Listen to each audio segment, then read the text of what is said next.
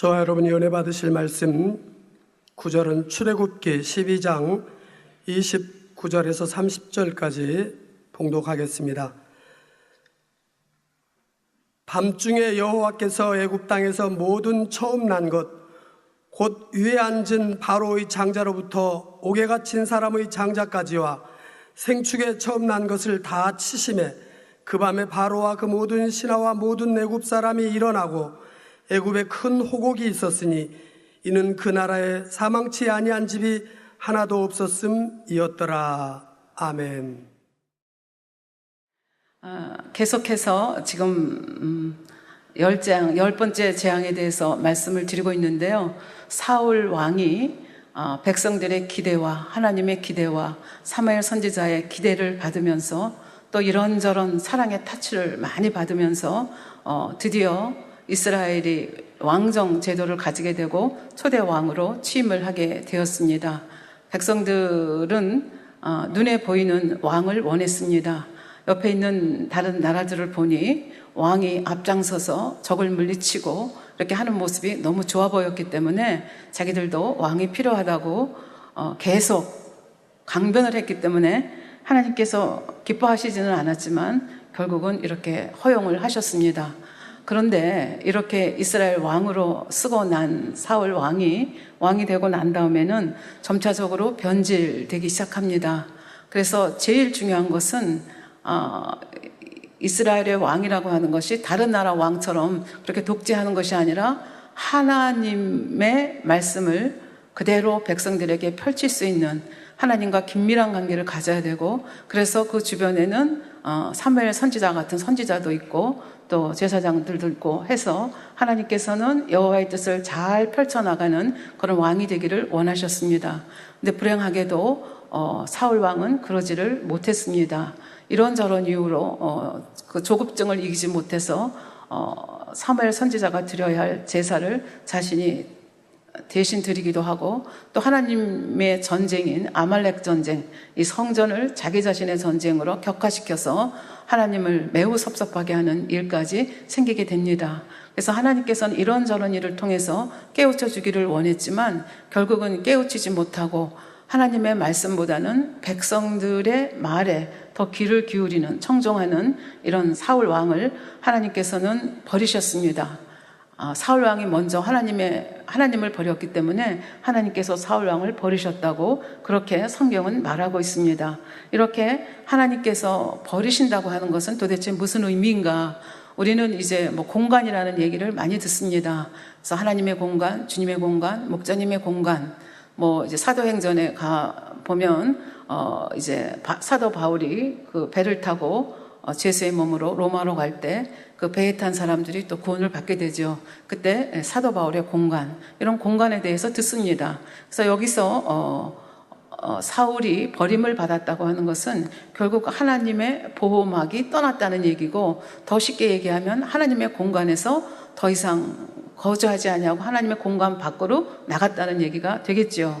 그래서 당회자님께서도 늘 말씀하시죠. 한 사람도 나는 포기하지 않고 버리지 않는다. 왜? 버리면 결국은 이 공간에서 나가는 것이 되고, 공간에서 나가게 되면 원수마귀 사단이 확 잡아채기 때문에 그렇게 하지 않는다, 그렇게 말씀을 하셨는데, 그런 말씀이 이 사울 왕의 경우를 통해서도 우리에게 아주 실감 있게 다가옵니다.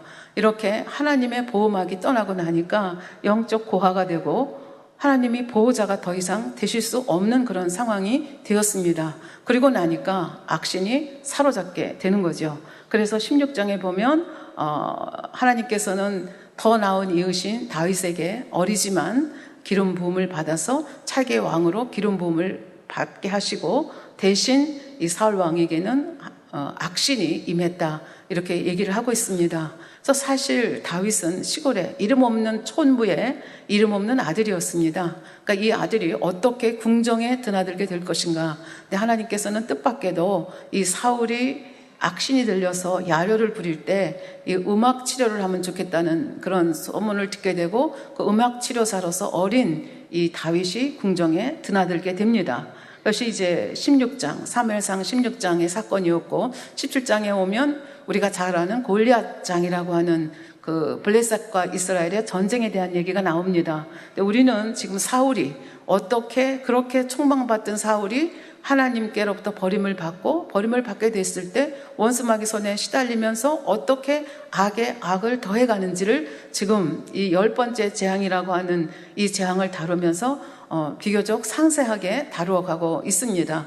그래서 이 사무엘상 17장에 보면 다윗이 뭐 용감했다, 뭐 골리앗이 이랬다, 그런 것보다는 중요한 것이 여기서 다윗과 사울이 어떻게 대조가 되고 있느냐 하는 것입니다. 백성들이 왜 왕을 원했습니까? 다른 나라하고 싸울 때 왕이 앞에 나가서 눈에 보이지 않는 하나님이 아니라 눈에 보이는 왕이 나가서 씩씩하게 싸워서 이 백성에게 안위를 주기를 원했기 때문에 결국은 왕을 원했던 것 아닙니까? 근데 이 16장에서는 악신이 들려서 제대로 정치하지 못하는 그런 사울의 모습을 보여주고 있고, 17장에서는 그렇게 골리앗이 블레셋이 진을 치고 40일 동안 아침 저녁으로 하나님을 모욕하고 백성들을 모욕을 해도 거기에 대해서 반응하지 못하는 참으로 무기력한 모습의 사울 왕의 모습을 볼 수 있습니다.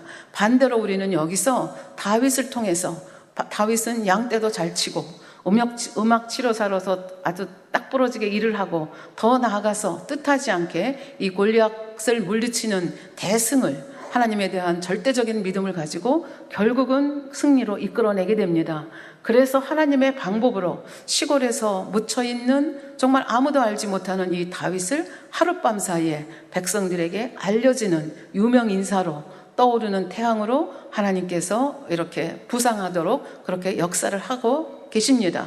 이런 역사를 보면서 사울왕은 블레셋과의 전쟁에서 이겼다는 행복은 있지만 그 마음 깊은 곳에서는 하나님보다 더 나은 이웃이 바로 저 다윗이 아닐까 하는 그 불안한 마음이 있었는데, 하필이면 이 승전하고 돌아오는 이들에게 여인들이 승전가를 불렀는데 그 승전가의 내용 때문에 이 사울왕이 마음이 상하게 됩니다.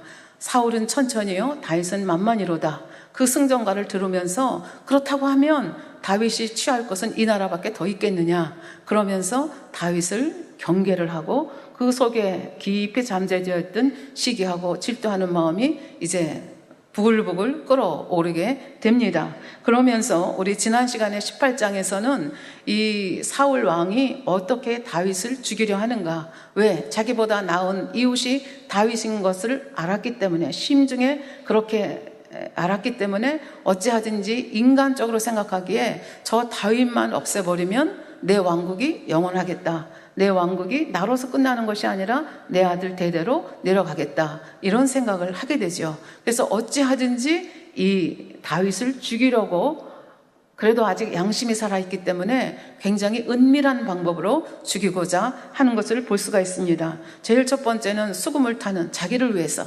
야려하는 자기를 위해서 수금을 타는 다윗에게 단창을 2번이나 던졌다고 되어 있습니다.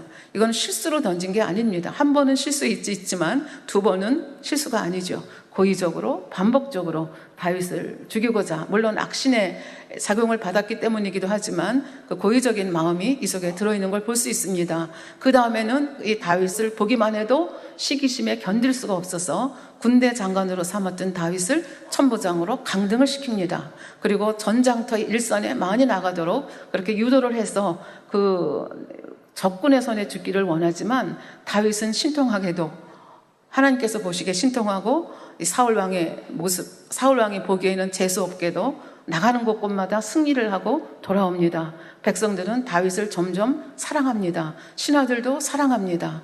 이런 것을 보면서 안 되겠다 생각을 해서 이번에는 딸을 이용을 하죠. 아주 교활한 방법으로 딸 메락과 결혼을 시켜주겠다. 그래서 너는 나가서 여호와의 싸움을 싸우라. 근데 성경에 보면 이렇게 한 것은 블레셋의 손을 통하여서 다윗을 죽이고자 함이었더라고 성경은 기록을 하고 있습니다. 그럼에도 불구하고 정쟁에서 승리하고 돌아왔지만 메랍을 주지 않고 메랍을 다른 남자에게 시집을 보내고 맙니다.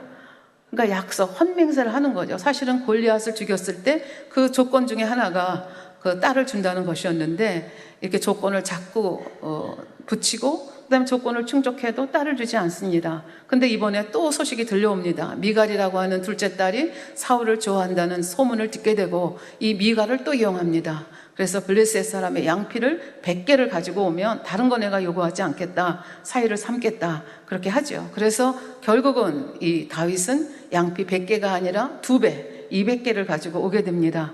그래서 마음에 별로 내키지는 않지만 딸을 미갈을 다윗과 결혼을 시키게 되고 결국 다윗은 왕가의 사위로 등극을 하게 되는 그런 일이 이제 벌어지고, 또 이렇게 하면서 이 다윗이 얼마나 곳곳마다 가서, 보내는 곳곳마다 가서 잘 승리하고 일을 했는지 국내에서만 떠오르는 태양이 아니라 외부에서도, 외부 블레셋이나 암몬이나 기타 다른 적군들이 봤을 때도 참 명장이다, 이렇게 소문이 나기 시작하게 되었습니다. 그래서 이런 상황이 이제 18절까지 상황인데, 그러면 이런 상황 속에서 원수마귀 사단에 하나님의 공간을 뛰쳐나갔기 때문에 하나님의 공간이 아니라 원수마귀 사단에게 휘둘림을 받는 이 사울 왕이 어떻게 더 악을 발해가는지 하는 것을 19장, 20장을 통해서 이번 시간에 살펴보도록 하겠습니다.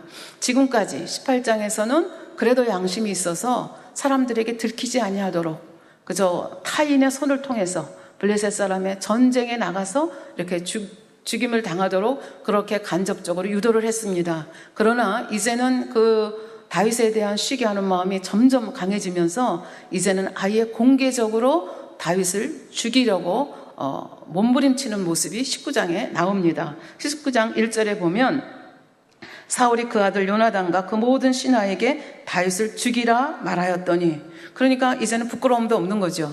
다윗이 한 것이라고는 전쟁에 나가서 승리하고 원망하고 불평하지 아니하고 어떤 상황에서든지 충성한 것뿐이고, 그래서 백성들은 그를 사랑할 수밖에 없는 그런 상황이 됐는데 이 다윗을 죽이라고 지금 공개적으로 살해 명령을 내리는 것을 볼 수 있습니다. 이 상황 속에서 이거는 아니다라고 나선 사람이 있었습니다. 그 사람이 누군가 하면 사울이 그렇게도 자기 왕위를 넘겨주고 싶어하는 왕세자 요나단이었습니다. 요나단은 그 다윗의 모습 속에서 아버지의 모습, 실망스러운 모습과 다윗의 그 하나님께 신뢰하며 그 골리앗을 물리치는 그 아름다운 모습을 보면서 아주 첫눈에 반해버렸습니다. 그래서 아주 사랑에 빠졌다고 성경은 그렇게 얘기를 합니다. 그래서 이렇게 사랑에 빠진 요나단은 지금 아버지가 다윗을 죽이려고 한다는 사실을 알기 때문에 이 사실을 다윗에게 알려줍니다. 그리고 숨어 있으라고 얘기를 합니다. 그러고 나서는 자기 아버지에게 나가서 다윗 구출 작전을 하는 것을 볼 수가 있습니다. 말하자면 이제 아버지를 설득시켜서 다윗을 이제 죽이지 아니하도록 살해 명령을 철회하도록 하는 모습을 볼 수가 있는데요. 4절에 보면 요나단이 그 아비 사울에게 다윗을 포장하여 가로되, 다윗을 포장한다는 것은 아주 선한 말로 얘기한다는 얘기입니다. 다윗을 포장하여 가로되 원컨대 왕은 신하 다윗에게 범죄치 마옵소서. 지금 왕이 다윗 살해 명령을 내린 것은 뭐라는 거예요? 다윗에게 범죄하는 것입니다 라고 딱 말을 시작을 합니다. 그러면서 다윗이 도대체 뭐를 잘못했습니까? 라고 하는 것을 몇 가지로 설명을 합니다. 첫째, 그는 왕께 득죄하지 아니하였고 왕에게 범죄한 것 없지 않습니까? 둘째, 그가 왕께 행한 일은 심히 선함이니이다. 선한 일밖에는 한 것이 없지 않습니까? 셋째, 그가 자기 생명을 아끼지 아니하고 블레셋 사람을 죽였고 여호와께서는 온 이스라엘을 위하여 큰 구원을 이루셨으므로, 골리앗 사건을 얘기한 거죠. 이렇게 큰 구원을 가지고 오지 않았습니까? 왕도 이걸 보고 기뻐하지 않으셨습니까? 그런데 왜 다윗을 죽이려고 살해 명령을 내립니까? 그러면서 어찌 무고히 다윗을 죽여 무죄한 피를 흘려 범죄하려 하시나이까? 그래서 아버지, 이 앞뒤에 다윗이 얼마나 사울에게 충성됐고 얼마나 이 나라에 필요한 사람인지, 얼마나 선한 사람인지를 얘기하는 그 앞과 뒤에 딱 이것은 범죄입니다. 하나님께 범죄입니다. 다윗에게 범죄입니다 하면서 아버지를 설득하는 그런 모습을 볼 수가 있습니다. 이런 설득은 하나님께 범죄하지 말라, 그 다음에 정직하게 얘기하는 거죠. 아무리 그 생사 여탈권을 가지고 있는 것처럼 보이는 아버지지만 아버지 앞에 진실을 얘기하는 그런 모습을 볼 수가 있습니다. 이런 모습에 사울도 설득이 되는 것을 볼 수 있습니다. 우리는 악한 영의 세계를 통해서 들었습니다.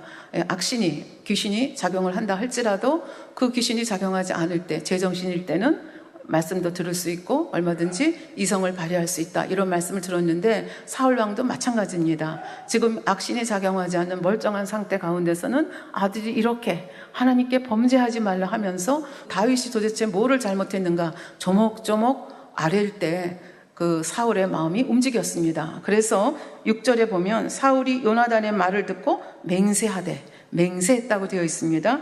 여호와께서 사시거니와 그가 죽임을 당하지 아니하리라.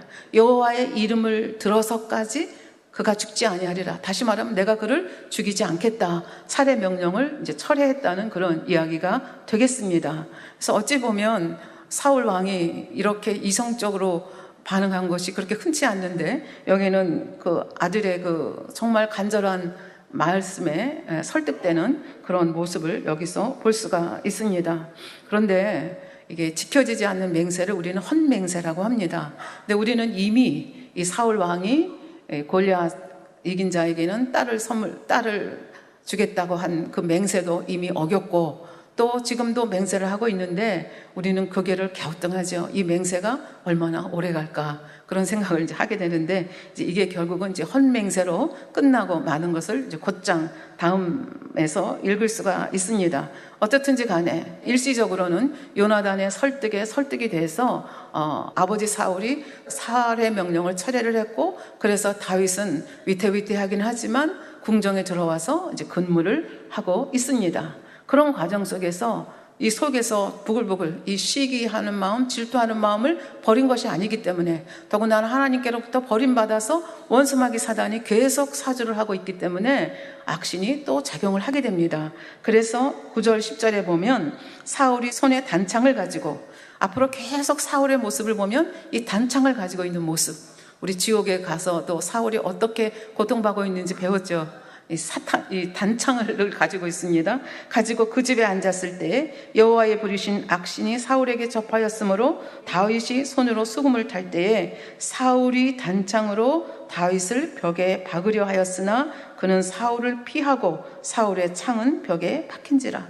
얼마나 시기하고 질투하는 마음이 강했는지, 죽여버리겠다는 마음이 얼마나 강했는지 단창을 다윗을 향해 던졌는데 다윗은 피했죠. 지난번에도 그런 경험이 있기 때문에 다윗은 아마 조심을 하면서 수금을 탔을 것입니다. 그럼에도 불구하고 이제 단창은 던져졌고, 얼마나 강한 의지로 꼭 죽여버려야 되겠다, 이런 마음이 얼마나 강했으면 그 단창을 던졌는데 다윗은 피했지만 그 단창이 벽에 박혔다고 성경은 그렇게 얘기합니다. 벽에 박힐 정도로 세게 던졌고 그만큼 질투하는 마음이 셌다, 이렇게 볼 수가 있습니다. 이런 모습을 보면서 다윗도 안 되겠다, 이 자리에 있으면 안 되겠다, 지금 이 자리를 피하는 것이 상책이다 생각을 하고 다윗이 그 밤에 도피했다, 이렇게 되어 있습니다. 아마도 다윗은 선한 자니까 이렇게 생각했을 수도 있습니다. 지금은 악신에 들려서 저렇지만 내일 아침이 되면 제정신이 돌아오지 않겠어? 그때는 괜찮아지겠지. 아마 이런 마음으로 이제 자기 집으로 갔을지도 모르겠습니다. 그런데 사울은 어떤 마음을 가지고 있었는가? 11절에 보면 사울이 사자들을 다윗의 집에 보내어 그를 지키다가 아침에 그를 죽이게 하려 한지라. 그러니까 사울은 매복절을 다윗의 집으로 보낸 거예요. 그래서 밤새도록 지키게 하고 그 다음에 아침이 되면 다윗을 죽이라, 이런 살해 명령을 내린 거죠. 그렇게 살해 명령을 받았는데 한편 다윗의 집에서는 무슨 일이 일어났는가? 다윗의 아내 미갈이 다윗에게 일러 가로되 당신이 이 밤에 당신의 생명을 구하지 아니하면 내일에는 죽음을 당하리라 하고, 그러니까 이 미갈이 어떻게 알았는지는 모르겠어요. 성경에서는 어떻게 알았다고 설명을 하지 않고 있습니다. 아마 심상치 않은 궁중의 분위기나 아니면 뭐 소문을 들었거나 아니면 사랑하는 여인의 본능으로 이 남편의 위험을 감지했는지 모르겠습니다. 그러니까 아주 정확하게 감지를 했습니다. 그래서 당신이 이 밤에 여기를 떠나지 않으면, 도망하지 않으면 당신은 내일 내 아버지 손에 죽습니다. 그러면서 이 12절 미갈이 다윗을 창에서 달아내리우매 그가 도망하여 피하니라. 도망하여 피하고 그 다음에 미갈은 어떻게 행동을 했는가? 아버지의 이제 그 집요함을 알기 때문에 13절에 보면 미갈이 우상을 취하여 침상을 뉘고 염소털로 엮은 것을 그 머리에 씌우고 의복으로 그것을 덮었더니. 왜 이렇게 했습니까? 다윗을 지금 창을 달아서 멀리 도망을 가게 하고 다윗이 침상에 누워 있는 것처럼 꾸민 거죠. 근데 여기 보면 우상을 취하여 침상에 뉘었다. 근데 이 우상은 가정 수호신이거든요. 여러분들이 그 라헬이 라반의 집에서 20년 살이하고 야곱과 함께 나올 때 라헬이 그 드라빔을 훔쳐가지고 나오거든요. 그래서 안장 밑에 이렇게 숨겨두는 장면이 나오는데 그때 그 드라빔은 굉장히 조그맸던 것 같아요. 근데 여기는 지금 수호신인데 크기가 얼마만큼 크냐? 다윗만큼 큽니다. 그러니까 성인 남자만큼 큰 우상을 집안에 가지고 있는 거죠. 그래서 여러분이 그때 사울이 그 미갈을 시집 보내려고 하면서 미갈을 그 미끼로 쓰고자 했던 것을 기억을 하실 것입니다. 그러니까 미갈이 이렇게 우상을 섬긴다는 것을 사울은 알고 있었고 또 이것이 하나의 그 사울을 넘어지게, 그러니까 다윗을 넘어지게 하는 하나의 걸림돌이 되기를 바랐던 것을 우리는 여기서 볼 수 있고, 이 사건을 통해서 이 미갈이라고 하는 사람의 영적인 상태를 우리는 짐작을 할 수가 있겠습니다. 어떻든지 간에 다윗은 우상 때문에 결국은 시간을 버는 이러한 아이러니컬한 상태에 들어가게 됩니다. 사울이 사자들을 보내어 다윗을 잡으려 하매 미갈이 가로되 그가 병들었노라. 그가 지금 아파서 누워 있습니다. 그러니까 사울 왕이 온 건 아니잖아요. 지금 신하들을 보낸 거니까, 잡으려고 보낸 거니까 아프다고 하니까 신하들이 멀리서 봤겠죠. 차마 그 침상까지 들어오진 못했겠죠. 멀리서 보고 침상에 사람이 하나 누워있잖아요. 그러니까 분명히 다윗이라고 생각을 했겠죠. 도망갔으리라고 꿈에도 생각을 못했으니까. 그래서 누워있는 것을 보고 가서 보고를 하죠. 그러니까 사울 왕이 안 됐다, 아프다, 어디가 아프냐 그렇게 묻는 것이 아니고 15절에 보면 사울이 또 사자들을 보내어 다윗을 보라 하며 이르되 그를 침상째 내게로 가져오라. 내가 그를 죽이리라. 어디가 아픈지 그건 이 머릿속에 아무것도 없습니다. 오로지 다윗을 죽이고자 하는 마음만 있습니다. 그래서 얼마나 그 마음이 강렬했으면 아예 침대째 가지고 오라고 그렇게 얘기를 했겠습니까? 그러니까 이 미갈의 말을 듣지 않았더라면 그냥 죽을 수밖에 없는 그런 상태였던 다윗의 그 모습을 우리가 여기서 볼 수가 있겠습니다. 그러니까 이렇게 해서 그 도망친 것을 보고 사울이 딸 미갈에게 또 야단을 치지요. 17절에 보면 너는 어찌하여 이처럼 나를 속여 내 대적을 놓아 피하게 하였느냐. 자기 사위 다윗을 내 대적이라고 얘기를 합니다. 내 대적을 놓아 피하게 하였느냐. 미갈이 사울에게 대답하되 그가 내게 이르기를 나를 놓아 가게 하라. 나를 가게 하라.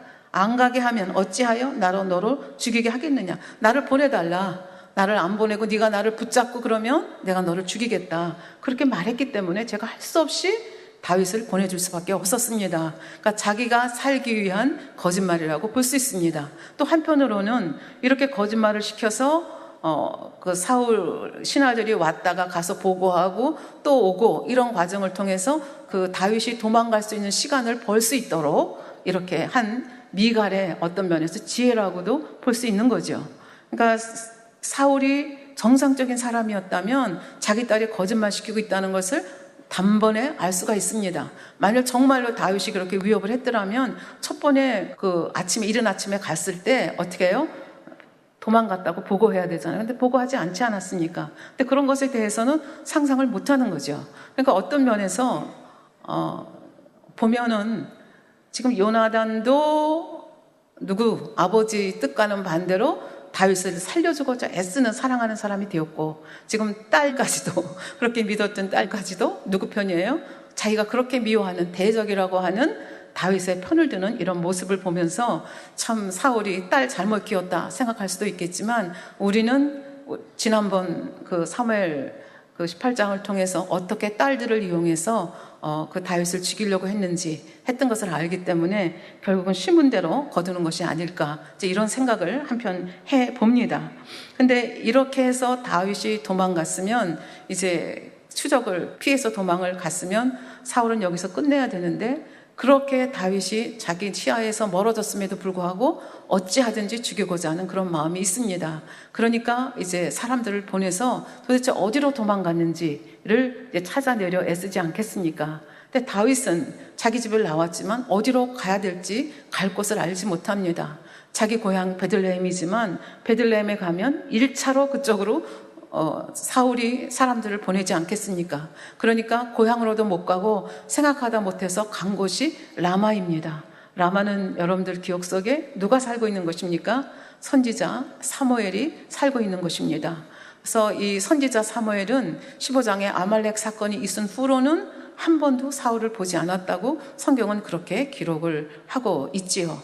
그러니까 그렇게 좋은 선지자가 있음에도 불구하고 자기 악속에서 그 선지자를 어떤 면에서 하나님이 선물로 주신 거 아닙니까? 나라를 잘 다스릴 수 있고 하나님의 뜻대로 나갈 수 있도록 선물로 주셨는데 그 선지자를 선용하지 못하고 오히려 적을 만들어 버리는 그런 모습을 여기서 볼 수가 있습니다.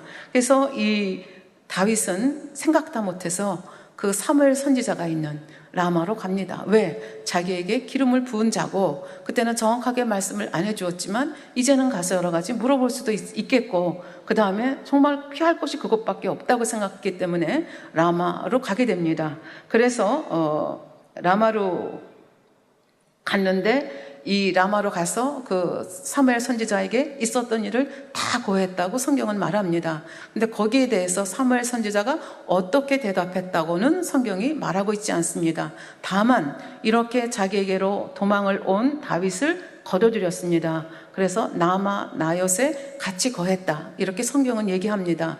나엿이라고 하는 것은 거처라는 뜻이거든요. 그러니까 라마에 있는 거처. 그래서 그 라마에서 사실은 이 사무엘 선지자는 그 선지자들을 요즘으로 말하면 신학생들을 키우고 있었거든요. 거기에 신학교가 있었는데 그 신학교가 라마 나엿입니다. 그래서 그곳에서 같이 거하게 됐습니다. 근데 이 정보가 사울에게 들어가게 되지요. 그러니까 사울 왕은 어찌하든지 이 다윗을 잡아 죽이고자 하는 열심이 특심했기 때문에 암살단을 보냅니다. 어디로? 라마 나엿으로. 그래서 암살단이 라마 나엿으로 와서 사무엘 선지자와 그 밑에 그 신학생들이 그리고 다윗이 섰는 걸 보고 그들이 예언하는 걸 보는 사이에 하나님이 친히 그들에게 임해가지고 그들도 예언을 합니다. 그러니까 내가 왜 왔는지를 잊어버리고 하나님 앞에서 예언을 하고 있는 것입니다. 그러니까 이 정보가 누구한테 갑니까? 사울 왕에게 갑니다. 그럼 이때쯤 영적인 감각이 있으면 깨달아야 되는데 죽이고자 하는 마음이 너무 강했기 때문에 다시 말하면 악이 너무 많기 때문에 결국 깨닫지 못하고 두 번째 암살단을 보내죠. 똑같은 일이 벌어집니다. 세 번째 암살단을 보냈는데 똑같은 일이 벌어집니다. 근데 이 정도 됐으면 깨달아야 되는데 이제는 너희들 가지고 안 되면 내가 가겠다. 그리고 몸소 거기까지 갑니다. 그래서 22절에 보면 이에 사울도 라마로 가서 세구에 있는 큰 우물에 이르러 물으러 가로되 사무엘과 다윗이 어디에 있느냐. 우리가 이걸 읽으면 처음에 그 사울이 부름받을 때의 모습이 생각납니다. 잃어버렸던 아버지의 암나기를 찾다 못해서 결국은 찾지 못하자 종이 뭐라 그래요? 이 근처에 선지자가 있는데 그 선지자한테 물어봅시다. 그렇게 해서 사무엘 선지자를 찾아가는 과정 중에서 똑같이 세구에 있는 큰 우물에 가서 묻습니다. 사무엘 선지자가 어디에 있느냐. 그래서 그 어디에 있다는 걸 알고 찾아가게 되거든요. 지금 똑같은 광경이 벌어집니다. 그러면 옛날 생각을 좀 했어야 되는데 지금 너무 다윗에 대한 미움, 증오가 강하기 때문에 죽이고자 하는 건 마음이 강해서 옛날에 그 자기가 왜 여기를 왔었는지를 기억을 못하는 거죠. 그리고 이제 사무엘과 다윗이 있는 곳으로 어디 있다는 걸 알았기 때문에 라마 나엿으로 갑니다. 23절에 보면 사울이 라마 나엿으로 가니라 하나님의 신이 그에게도 임하시니 그가 라마 나엿에 이르기까지 행하며 예언을 하였으며 세 번이나 암살단이 그 예언을 했던 것과 마찬가지로 이 사울 왕도 예언을 했다는 겁니다. 그러니까 자기가 왜 왔는지를 잊어버리고 하나님이 신이 임해서 그저 시키는 대로 지금 예언을 하고 있는 거죠. 근데 더 기가 막힌 것은 24절 그가 또 그 옷을 벌거벗고 옷을 벗고 사무엘 앞에서 예언을 하며 종일 종야에 벌거벗은 몸으로 누웠었더라. 이 모습을 누가 보는 거예요? 신학생들이 보고 백성들이 보고 지나가는 사람들이 보는 거예요. 그러면서 하는 말이 그러므로 속담에 이르기를 사울도 선지자 중에 있느냐 하니라. 근데 이때의 모습은 그 첫 번에 암나기를 찾으러 왔다가 기름 부음을 받고 하나의 징표로 그 하나님의 신이 임해서 예언을 했던 그때는 미래를 생각하며 희망찬 예언을 했습니다. 하나님의 뜻을 어떻게 이룰까를 생각하는 그때였습니다. 그러나 지금은 하나님이 자기보다 나은 이웃 다윗에게 이제 바톤을 옮기려고 하는데 어찌하든지 그 하나님의 뜻이 이루어지지 않도록, 다시 말하면 하나님을 대적하기 위해서 그곳에 갔고 대적하기 위해서 예언하는 모습. 그래서 똑같은 예언을 했지만 굉장히 상황이 다르다 하는 것을 느낄 수가 있습니다. 그리고 왜 하필이면 벌거벗고 예언을 했을까? 그냥 지나갈 수 있지만 그 고대 이스라엘에서 파혼은 신랑이 신부의 예복을 벗기는 것으로 이루어진다고 합니다. 그러니까 지금 사울이 왕복 다 벗고 벌거벗고 하는 것은 사무엘 선지자와의 관계가 이제는 완전히 파혼이다, 끝났다는 거고, 사무엘 선지자와의 관계가 끝났다는 것은 사무엘 선지자는 하나님을 대변하는 자이기 때문에 하나님과의 관계가 완전히 끝났다. 그런 것을 이제 백성들이 보는 것이죠. 그리고 다윗이 도대체 누구인지, 이제 그 골리앗을 물리쳐서 완전히 떠오르는 태양으로 올라섰지만 정말 다윗이 누구인가에 대해서 이제 한 번도 공개적으로 기름 붓고 왕으로 생각해 본 적이 없을지도 모르지만 지금 킹메이커인, 왕을 세우기도 하고 왕을 내리기도 패하기도 하는 지금 사무엘 그 대선지자와 누가 함께 있어요? 다윗이 함께 있는 것을 백성들이 봅니다. 그리고 그것이 무슨 의미를 가지고 있을까를 생각을 하게 되는 거죠. 그리고 사울이 벌거벗고 예언하는 그 수치스러운 모습을 보면서 하나님이 다윗을 차기 임금으로 세우지 않았을까, 이런 아마 생각들이 별로 영적인 감각이 없는 백성들이라 할지라도 아마 생각을 했을 줄로 저는 그렇게 생각을 합니다. 여하튼 간에 이렇게 하나님의 신이 비상으로 개입을 하셨습니다. 왜? 다윗은 죽으면 안 되니까. 하나님 사랑하시는 자고 하나님의 마음이 합한 자고 차기 왕으로 기름 부은 자이기 때문에 지금 하나님의 보호막 속에 있는 사람이 다윗이고, 하나님의 보호막을 찢고 나간 사람이 누군가 하면 사울이거든요. 그래서 종일조양 예언하도록 내버려 두고 그런 가운데서 하나님의 신이, 성령님이 제어하는 거죠. 그 틈을 타서 다윗은 도망을 합니다.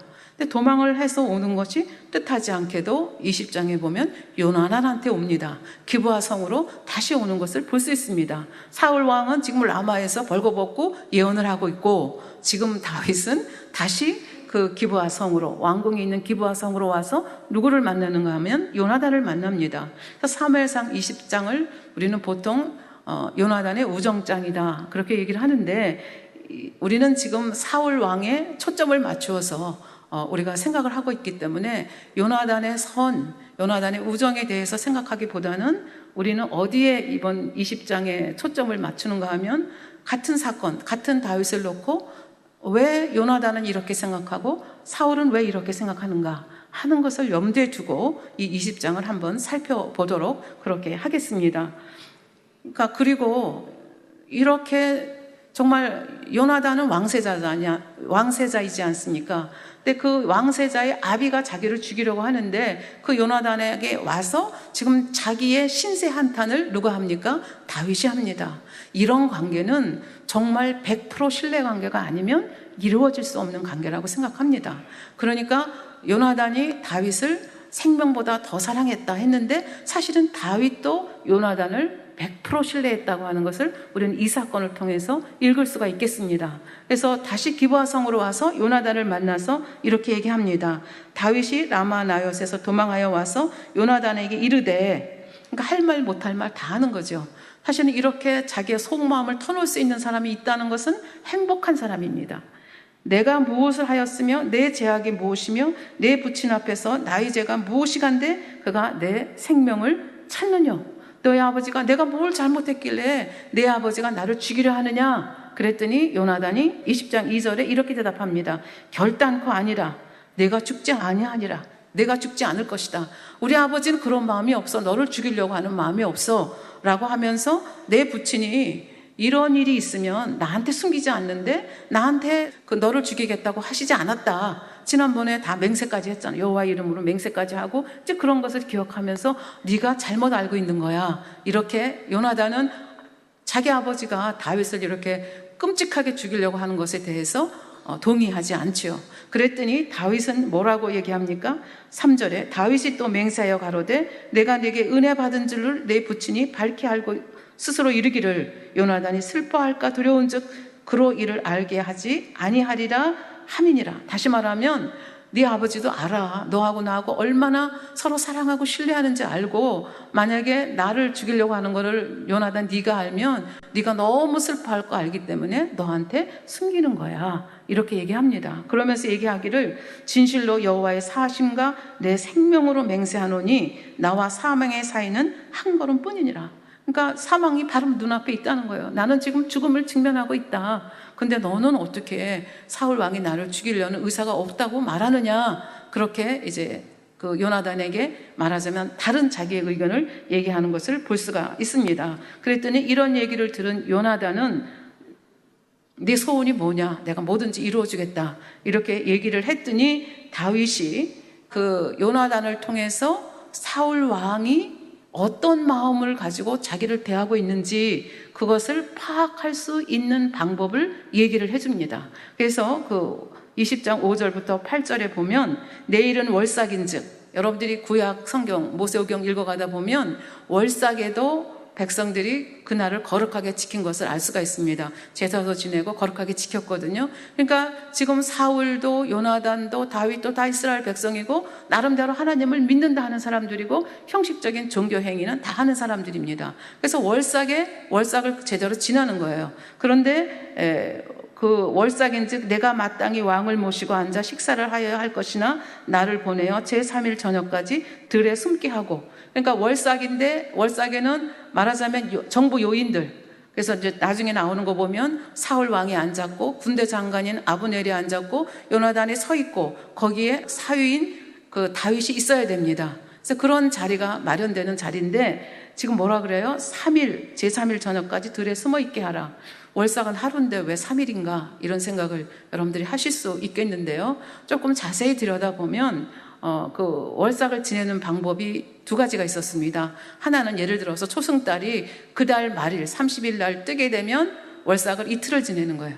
그리고 초승달이 다음 달 1월 1일에 뜨면 그 월삭을 하루를 지내는 겁니다. 근데 이때는 마침 이틀을 월삭으로 지내는 그런 때였던 것 같습니다. 그래서 제3일 저녁까지라고 하는 단어가 이제 나온 것을 여러분들이 그때 당시에 그 문화를 이제 이해하셔야 알 수가 있는 것입니다. 그러면서 뭐라고 아이디어를 주는가 하면 그 월삭의 그 식사에 내가 나가지 않겠다. 그래서 만약에 내 아버지 사울 왕이 왜 다윗이 안 왔느냐 물으면 그 베들레헴에 사는 고향에 사는 형제들이 다윗을 청해서 매년제를 같이 드리자고 너무 강청하기 때문에 그 다윗이 나한테 허락을 받으러 왔다. 그래서 나 요나단이 허락을 해서 지금 그 베들레헴에 가 있다. 그렇게 얘기하라는 거예요. 그 다음에 너희 아버지가 이 사건에 대해서 어떻게 반응하느냐에 따라서 너희 아버지의 의중을 읽을 수 있지 않겠느냐. 이렇게 얘기를 여기서 하고 있습니다. 그랬더니 9절에 요나단이 이 일이 결코 내게 있지 아니하리라. 내 부친이 너를 해하려 결심한 줄 알면 내가 내게 이르지 아니하겠느냐. 그렇게 했더니 내 부친이 너를 정말로 해칠 마음이 있는 걸 내가 알게 되면 내가 너한테 일러주겠다. 그랬더니 10절에 다윗이 요나단에게 말합니다. 어떻게 그것을 알려주겠느냐. 지금 숨어 있잖아요. 그럼 어떻게 네 아비의 마음을 나한테 알려줄 수 있겠느냐. 그랬더니 11절에 요나단이 다윗에게 이르되 오라 우리가 들러 가자 하고 두 사람이 들러 가니라. 무슨 얘기예요? 지금 굉장히 정말 생명에 대한 말씀 아닙니까? 그러니까 100% 신뢰하지 않으면 이런 대화가 오고 갈 수가 없습니다. 그런데 혹여라도 누가 엿들을까 봐 그것이 걱정이 돼가지고 요나단이 들러 나가자고 하는 거죠. 들에 나가면 아무도 없지 않습니까? 그래서 두 사람 사이에 더 깊은 대화들이 이제 진행이 되는 것을 볼 수가 있겠습니다. 그러면서 내 부친의 그 어떻게 행동하는지를 내가 살피겠다. 그러면서 요나단이 여기서 다시 한번 맹세를 하면서 네 가지 소원을 피력하는 장면이 나옵니다. 13절 후반부에서부터 보겠습니다. 여호와께서 내 부친과 함께 하신 것 같이 너와 함께 하시기를 원하노라. 하나님이 너와 함께 하시길 원한다. 첫 번째. 두 번째는 너의 사는 날 동안에 여호와의 인자를 내게 베풀어서 나로 죽지 않게 할 뿐 아니라. 그러니까 요나단은 이미 아는 거예요. 하나님의 손이 누구의 손을 들어주고 있는지를 아는 거죠. 그래서 내가 나를 기억해달라. 나를 선하게 대접해달라. 두 번째 소원입니다. 세 번째 15절 여호와께서 너 다윗의 대적들을 지면에서 다 끊어버리신 때에도 너 다윗의 대적이 누구예요? 직설적으로 얘기하면 사울 왕, 자기 아버지 아닙니까? 자기 아버지를 다 지면에서 끊어버리신 때에도 너는 내 인자를 내 집에서 영영히 끊어버리지 말라. 내 후손에게 선대해달라. 그런 부탁의 말을 하는 것을 볼 수 있습니다. 그러니까 요나단은 벌써 하나님의 섭리를 꿰고 있는 거죠. 그래서 그 섭리에 순복해가는 모습을 볼 수가 있습니다. 16절 이에 요나단이 다윗의 집과 언약하기를 여호와께서 다윗의 대적들을 치실지어다. 이게 네 번째 소원입니다. 다윗의 대적이 자기 아버지인데 자기 아버지를 여호와께서 치시라고 지금 이렇게 소원을 얘기하는 걸 볼 수 있습니다. 그러니까 이거는 정말 생명과 같이 사랑하지 않으면 오갈 수 없는 그런 대화입니다. 우리는 요나단의 선에 대해서 당회장님의 설교를 통해서 들었습니다. 그러나 우리는 이 시간에 요나단의 선에 집중하는 시간이 아니기 때문에 요나단에 대해서 길게 얘기하지는 않겠습니다. 그러나 요나단은 왕세자입니다. 아버지의 말대로 정말 육신의 생각을 동원하면 얼마든지 다윗을 내칠 수 있는 그런 사람인데 이 요나단은 정말 그 마음에 얼마나 선이 있는지 자기 생명처럼 이 다윗의 면면을 보았기 때문에 다윗이 차기 왕이라는 것을 알았습니다. 그래서 어찌하든지 그를 아버지의 손에서 보호하고자 애쓰는 모습을 볼 수 있습니다. 그러면서도 자기 아버지를 버렸느냐? 그렇지 않습니다. 자기 아버지가 악을 쌓아가지 아니하도록 어찌하든지 다윗을 죽이지 않고 선한 손길로 갈 수 있도록 그렇게 아버지 옆에서 효도해가는 그 모습을 볼 수가 있습니다. 그래서 요나단도 참 너무나 멋진 사람이라고 하는 것을 우리가 알 수가 있겠습니다. 어떻든지 간에 그래서 둘이 이렇게 대화가 됩니다. 그러면서 이제 구체적으로 얘기를 하죠. 이제 사흘이 되면 내가 너 숨어있는 그 햇살 바위 곁에 오라. 그러면 내가 내 종자를 데리고 나가겠다. 화살을 3개 가지고 가서 화살을 쏠 것이다. 그래서 내가 그 종자에게 말하기를 그 종자 앞에 화살을 쏘고 네 앞에 화살이 있으니까 빨리 돌아오라. 그러면 우리 아버지가 너를 죽일 생각이 없으니까 빨리 오라는 얘기고 내가 화살을 그 종자 머리 위로 저 뒤로 해서 저 멀리 화살을 쏘면서 빨리 가라. 빨리 가서 빨리 가라. 그러면은 우리 아버지가 너를 죽인 것으로 알고 너는 도망을 가라. 이렇게 해서 선의에 어떻게 하자는 약속을 하고 둘이 헤어지고 이제 월삭이 되어서 이제 아버지하고 밥상을 같이 하게 됩니다. 그래서 첫째 날에는 월삭에 이 다윗이 참석을 하지 않았음에도 불구하고 사울 왕이 별로 신경을 쓰지 않습니다. 생각하기를 성경에 보면 혹시 부정한 일이 있었나? 그러면서 지나갑니다. 성경 구약에 보면 부정에 대한 이야기를 많이 합니다. 뭐 이렇게 몽설을 했다든지 아니면 뭐 유출병에 있는 여인과 접했다든지 하면 이게 부정하죠. 그래서 이런 거룩한 자리에 올 수가 없거든요. 그래서 하루 정도는 그렇게 생각을 했는데 이튿날도 안 온 거예요. 그러니까 이제 아들 요나단에게 묻습니다. 다윗이 어디 갔게 안 오느냐. 그렇게 얘기를 했을 때 요나단은 둘이 한 얘기를 이제 그대로 얘기를 하죠. 사실은 나한테 와서 고행에 있는 형님들이 매년제 참석해달라고 너무 강청을 해서 나한테 허락을 받으러 왔습니다. 제가 아버지 허락을 마땅히 받아야 하지만 아버지 허락받지 않고 제가 그냥 허락을 했습니다. 그래서 베들레헴에 가 있습니다. 그렇게 아버지 앞에 얘기를 하고 아버지의 반응을 봅니다. 그랬더니 아버지의 반응이 자기가 생각했던 거하고는 너무나 정반대로 나오는 것을 볼 수가 있습니다. 아버지가 화를 내느냐 아니면 그래 하고 그냥 받아들이냐에 따라서 행동을 달리하기로 이제 두 사람이 약속을 하지 않았습니까? 그런데 이 소리를 들은 이 사울 왕이 어떻게 행동을 했는가? 굉장히 분노했다고 성경은 얘기를 하고 있습니다. 왜 분노했는가?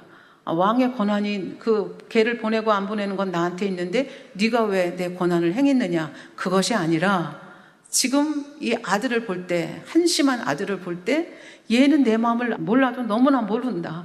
내가 무엇 때문에 지금 다윗을 이렇게 집요하게 추적하고 다윗을 죽이려 하는지 이 못난 자식이 이걸 모르니 내 가슴이 답답하다. 이런 마음에서 심히 화가 난 겁니다. 그것을 어떻게 알 수 있는가 하면 30절부터입니다. 30절에 사울이 요나단에게 노를 바라고 그에게 이르되 폐역부도의 계집의 소생아. 자기 부인이 폐역부도한 계집이 된 거예요. 그리고 요나단은 그 계집의 아들이 된 거죠. 내가 이새의 아들을 택한 것이. 그래서 여기서 이 20장에 보면 한 번도 사울 왕이 다윗이라는 이름을 안 부릅니다. 그리고 이새의 아들이라고 합니다. 굉장히 경멸하는 거죠. 그러니까 그 상대도 안 되는 그 시골 놈 이런 얘기죠. 이새의 아들이 땅에 사는 동안에 너와 내 나라가 든든히 서지 못하리라. 그러니까 너도 죽고 나도 죽어. 그러니까 너도 살고 나도 살기 위해서는 이 다윗을 잡아 죽여야 돼. 근데 너는 왜 그걸 몰라? 그러니까 너무 답답해서 복장이 터지는 거죠. 그런즉 이제 보내어 그를 내게로 끌어오라. 그는 죽어야 할 자니라. 그러니까 정확하게 아버지의 의중을 지금 요나단이 파악을 한 거죠. 그리고 폐역부도한 계집의 소생이라고 정말 입에도 담을 수 없는 너무나 치욕적인 그 욕까지 지금 들었습니다.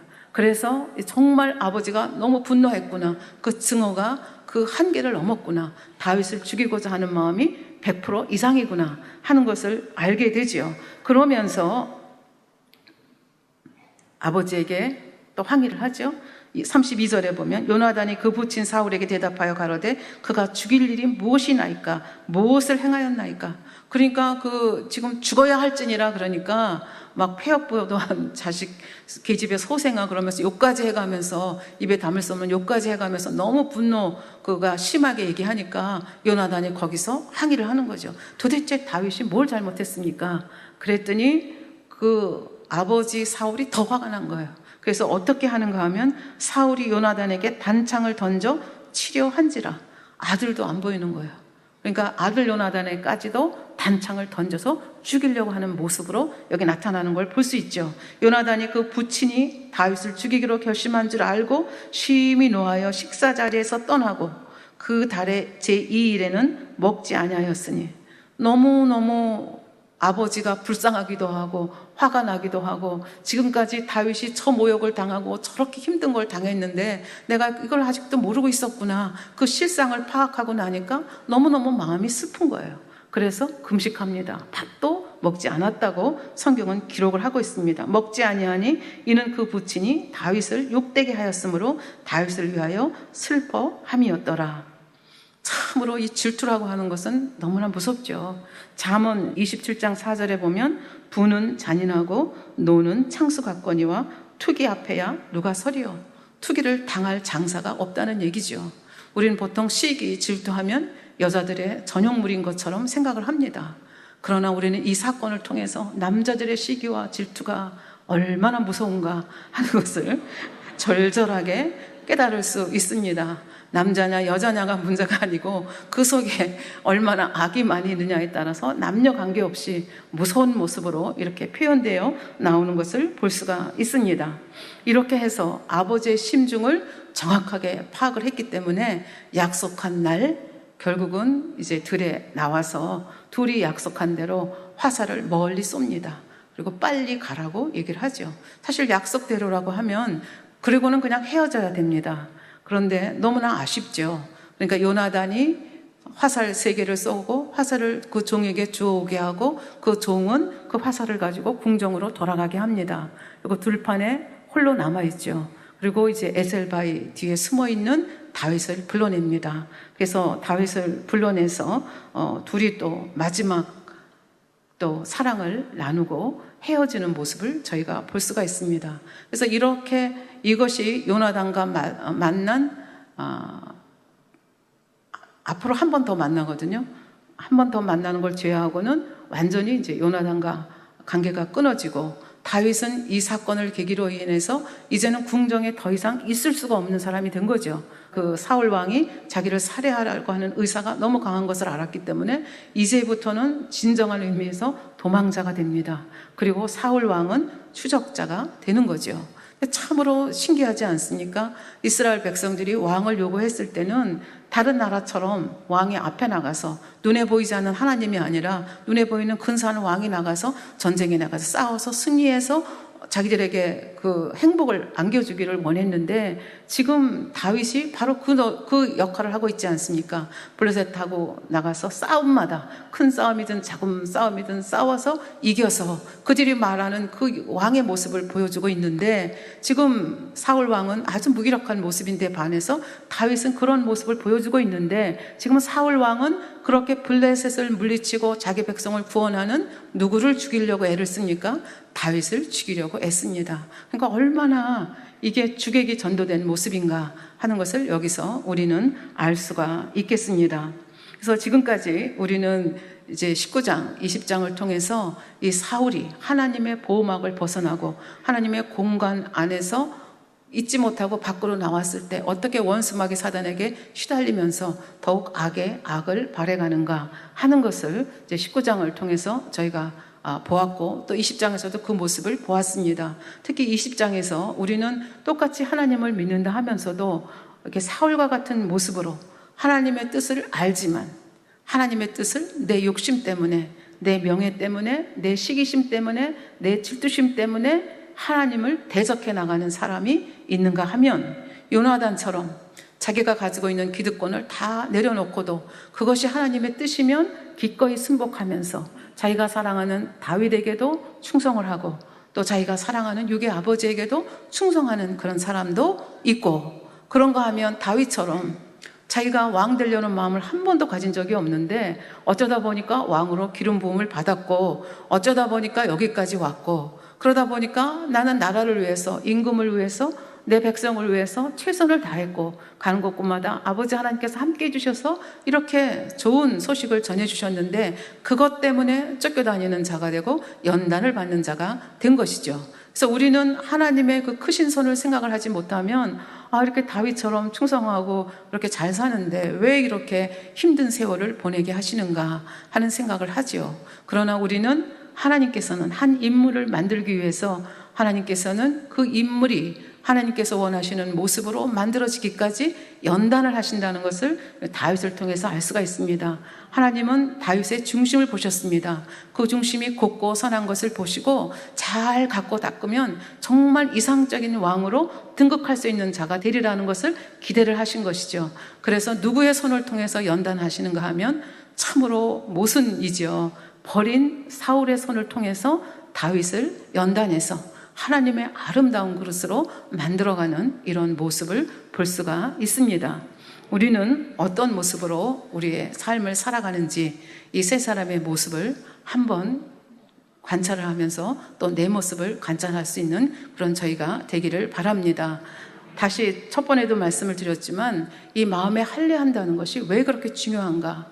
그러니까 하나님 할례할 수 있는 기간, 또 사울 왕처럼 그렇게 좋은 조건이 어디 있었어요? 사무엘 선지자가 옆에 있지, 하나님이 늘 그 선지자를 통해서 말씀을 주시지, 왕이 되기 전에도 얼마나 강력하게 말씀을 많이 주셨습니까? 그럼에도 불구하고 하나님 말씀보다는, 하나님을 안 사랑하는 건 아닌데 뭘 더 사랑한 거예요? 세상을 더 사랑한 거죠. 백성들을 더 사랑하다 보니까 결국은 하나님을 섭섭하게 하고 서운하게 하고 그런 일이 겹치면서 결국은 버림을 받을 수밖에 없고, 결국 하나님의 사랑의 공간 속에 있지 못하고 밖으로 내쳐지니까 원수마귀 사단이 잡아서 결국은 그 속에 있는, 악이 없으면 원수마귀 사단이 작용을 못한다고 우리는 배웠습니다. 근데 그 속에 악이 있기 때문에 시기하고 질투하는 마음, 명예욕, 이런 욕심이 있기 때문에 사단의 그 역사를 받아들였고 그 역사를 통해서 계속 악을 키워가니까 사단은 박수를 치면서 더 큰 악으로 몰아가는 모습을 볼 수가 있겠습니다. 그래서 앞으로 또 이제 조금 더 시간이 남았는데요, 어떻게 사울 왕이 계속 더 악을 키워가는지, 그래서 결국은 10번째 재앙으로 그의 삶이, 그의 가계가 끝날 수밖에 없는지 하는 것을 다시 한번 보면서 우리의 거울로 삼을 수 있었으면 좋겠습니다. 말씀을 상고하시면서 기도하시겠습니다. 아버지 하나님, 감사합니다.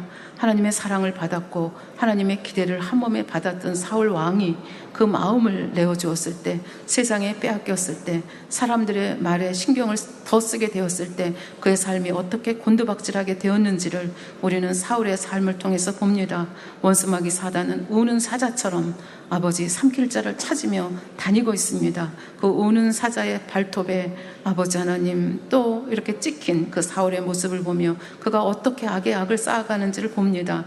그러기에 왜 악을 버리고 영으로, 온영으로 들어가야 되는지, 악을 버리고 사랑으로, 선으로, 진리로 나를 채워가야 되는지를 다시 한번 절절하게 깨닫는 귀한 시간 되도록 저희들을 축복하여 주시옵소서. 감사드리며 우리 주 예수 그리스도의 이름으로 기도하옵나이다. 아멘. 영상을 통하여 당의자님 환자 기도를 받겠습니다. 아픈 분들은 아픈 곳이나 연약한 곳에 손을 얹고 기도 받으시고, 아프지 않으신 분들은 가슴에 손을 얹고 마음의 소원을 위해 믿음으로 기도 받으시기 바랍니다. 할렐루야. 전능하신 사랑의 아버지 하나님, 이 시간 기도받는 모든 성도님들 위해 안수하여 주옵소서. GCN과 인터넷과 화상을 통해 기도받는 지교회와 지성전, 그리고 전 세계 하나님의 자녀들 위에도 시공간을 초월하여 역사하여 주시기를 원합니다.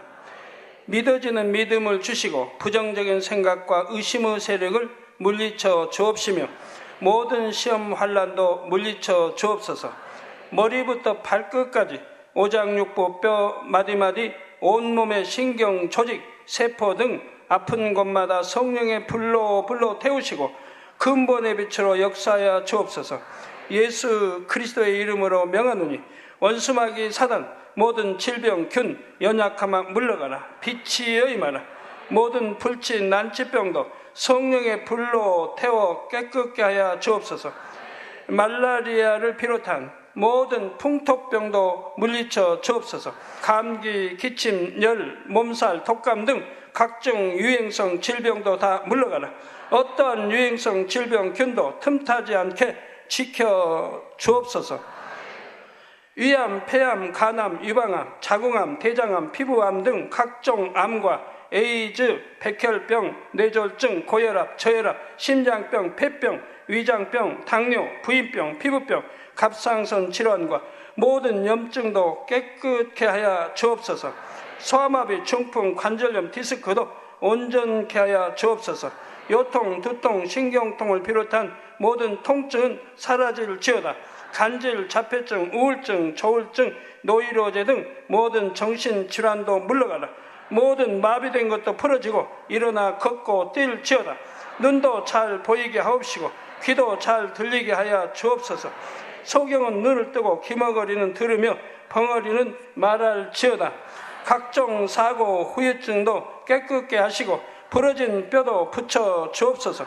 화상 입은 것도 온전케 하옵시고 화기암 물러가라. 열도 물러가라. 아버지 흉터 나지 않게 역사해 주시기 원합니다. 마약을 비롯하여 각종 약물과 독극물 중독도 깨끗함을 입을지어다. 죽은 신경과 세포가 살아나며 죽은 자도 살아나게 하여 주옵소서. 잉태의 축복도 주시기를 원합니다. 잉태의 축복을 받으라. 예수 그리스도의 이름으로 명하노니 원수마귀 사단아, 하늘 공중 곳에 잡은 악의 영들아 물러가라. 그의 사자들도 물러갈지니라. 이 땅의 악한 영, 더러운 영, 거짓되고 간사한 영, 의간질하고 미혹하는 모든 어둠들은 물러가라. 모든 흉악의 결박을 풀고 어둠아 물러가라. 빛이 임하라. 아버지 하나님, 부르짖어 기도할 수 있는 능력을 주시고 죄를 버리고 성결될 수 있는 능력을 주옵소서. 영원히 잘됨같이 범사에 잘되게 하시고 가정의 복음화도 이루어 주시기를 원합니다. 한 주간도 모든 사고와 재앙으로부터 지켜주시고 불통이 없는 형통한 삶을 살 수 있도록 축복해 주옵소서. 성령의 불담으로 천군 천사와 주님의 불꽃 같은 눈동자로 모든 하나님의 자녀들과 가정, 일터, 사업들을 지켜주시기를 원합니다. 학생들에게 지혜와 명철을 더하시고 공부할 수 있는 뜨거운 마음과 열정도 더하여 주옵소서. 마음과 생각을 세상에 빼앗기지 않도록 지키시고 하나님을 뜨겁게 사랑하는 학생들로 축복하여 주옵소서. 하나님의 자녀들이 먹으나 마시나 입으나 무엇을 하든지 하나님 앞에 영광 돌리는 삶이 되게 축복하여 주시기를 원합니다. 나는 하나님을 만났노라, 체험했노라, 응답 받았노라, 축복 받았노라 간증하는 입술이 되게 역사하여 주옵소서. 아버지 하나님 감사합니다. 홀로 영광 받으옵소서. 우리 주 예수 그리스도의 이름으로 기도하옵나이다. 아멘.